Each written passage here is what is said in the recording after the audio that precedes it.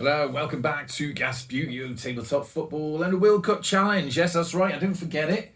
I was just busy, some of the time I was busy watching the actual World Cup. And if you are totally unfamiliar with football or what's going on in a mass amount all around you, what I can tell you is of these teams, sadly Australia have departed the World Cup. Wales got kicked out by the best team in the tournament, and that's the team that's left in there. So that's England. They've probably got one match left against France. That's coming up tomorrow. If you know the results, don't tell me in advance. Not sure how that would work on the timeline, but nonetheless, we all get a bit confused with recordings. Now, let's do a few caveats before we start round 4. First off, my missus told me the other week that she has spotted me on these videos drinking an awful lot and people are going to get the wrong impression. So I'm going to try and do a few upcoming videos where I have a cup of tea. That, however, isn't the case today because it is in here what Canadians would call a balmy 3 degrees centigrade. And as such, I need something to warm me up. This is, however, my first one of the day, so let me off. It's been a long week.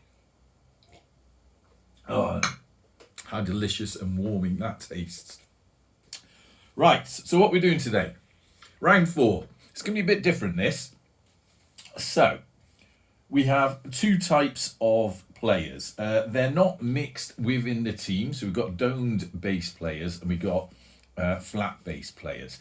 So that makes it a bit difficult for some of the challenges. For instance, if we do a curling challenge, that's going to be a lot easier with the dome base players than it is with the flat base players.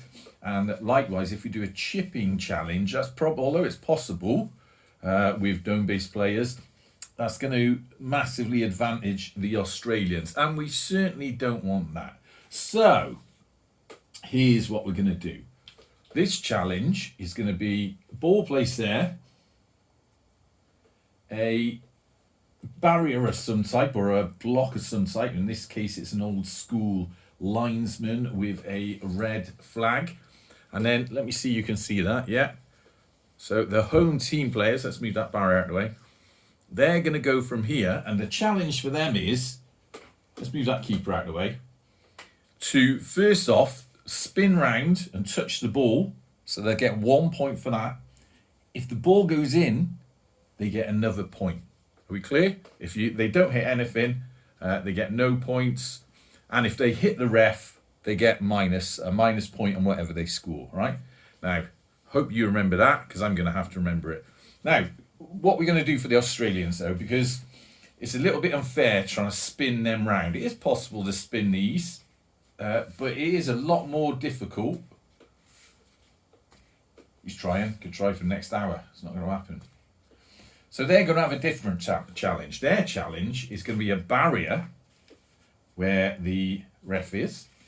And then they're going to, actually a barrier there where the ball is. The ball there, go from the same spot, and they're going to have to try and chip it over. Now, how are we going to work that with the points? Well, if they go right over, and it goes in, so they get 2 points. So that's fair. So they got a chance of 2 points just like home nations have. But if it hits the barrier, then they only get 1 point. That's as far as fair as I could manage it, I think. So that's what we're going to do. Now I've got to remember all this because it's getting a bit complicated now. Where's the ref? So the ball goes, the ref goes there, the linesman goes there, man goes there, and we got the home nations up first. I haven't practiced any of this at all. You just have to trust me. I just haven't. So this could be awful. I'm not sure I'm even going to hit it. Let's have a sip of, what's that? Corn-based energy drink, is it? Oh, corn mash, maybe. Cool, I certainly warms your throat up. My fingers are very cold, though. So we got George. Oh, yeah, I need to apologise as well. In one of the previous videos, apologies to all the Welsh people out there, I mis-surnamed our friend Davies here. I called him Di Williams. That was my mistake. Apologies to everyone in Cymru for that. Right. Can we do this? George Cross up first. Come on, lad. Now, I don't know how you approach this, and you can all tell me in the comments if I'm doing it wrong or if you've got good advice. But I always approach the spinning like you would if you were playing pool. So you hit your finger rather than in the centre, slightly to the side, try and get it underneath. I hope you can see that on the camera, just about. And then the idea is that it goes off on a trajectory, but as it gains its weight, it spins round. So that's the approach I'm going for. I'm not saying it's going to work. Let's give it a go. Didn't make it. Should we say that was a practice? Come on. Each team gets one practice. Come on then, George. And he tripped over. Was that another practice? Got to try. Come on, come on, come on. I think we can say George isn't going to manage that. Maybe the cold is affecting him somehow, but that was a bit of a feeble attempt. Right, next we got your man up here. What's he called? Jock McAndrews. Come on, Jock. Oh, better attempt. Better attempt, but he didn't quite hit the ball. So next we got Di Davies, the last man up for the Home Nations team. Come on, Di, can you do it for us? Oh, a bit more power on that, but he did miss. Now, that was fairly feeble from the Home Nations, but nonetheless, no points for them. Let's get away with the lino and stick the barrier in place. Australians coming up. They got a good opportunity here, so what are they doing? Oh, we're putting the barrier there, weren't we? Is that right? And then the ball there. Is that what we're doing?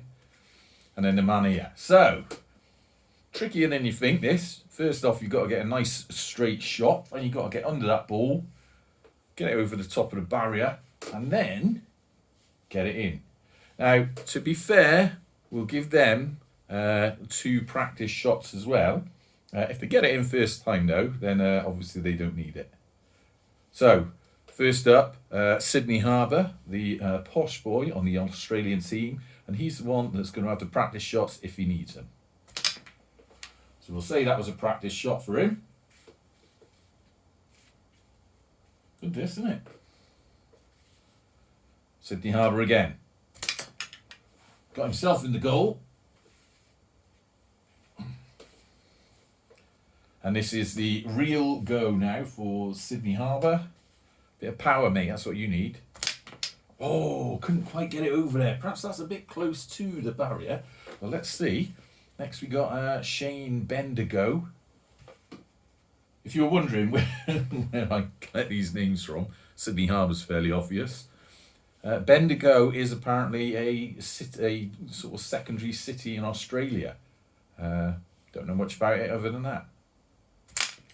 Oh, terrible by Shane. And Shane is obviously a lot of sportsmen from Australia have that name. Now, if our man here, Logan Bogan, doesn't score this, then we're going to have to re-look at this round, I think. So come on, Logan.